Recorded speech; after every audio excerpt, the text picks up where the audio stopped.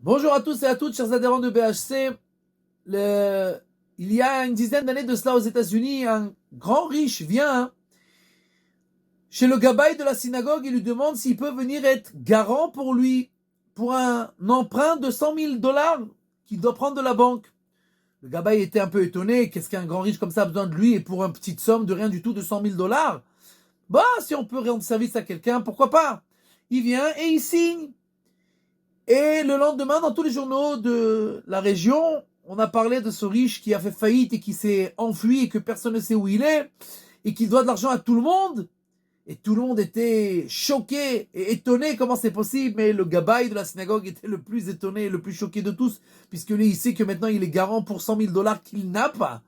Et bien entendu, après quelques temps, la banque l'appelle pour lui dire qu'il est garant, il doit payer. Et il n'a pas eu le choix que de s'arranger avec la banque pour faire un remboursement mensuel. Et sa femme a commencé à le stresser. Qui c'est ce voyou-là qui t'a volé et qui t'a menti?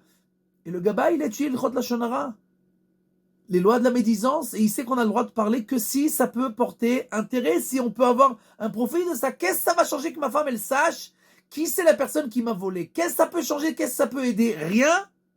Rien. Alors il a décidé de ne pas lui dire.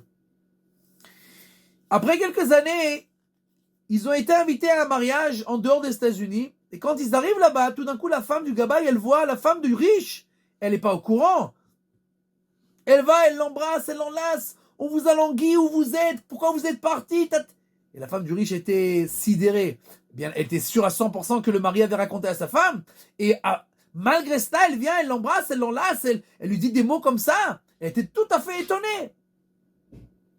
Quand elle rentre chez elle, elle dit à son mari, écoute, des gens, des pieux comme ça, des saints comme ça, qui sont prêts à pardonner et à passer outre, on ne peut pas leur faire du mal.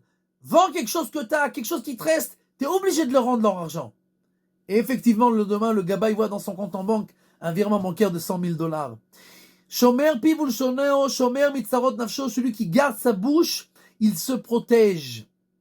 Et nous voyons encore une fois que celui qui respecte la halakha, qui respecte ce qui est écrit dans la Torah, jamais il ne perdra. Et là, à l'envers de ça, toujours il aura que à gagner. Il aura que à prendre profit et toujours il verra la bracha et la bénédiction dans ses actes.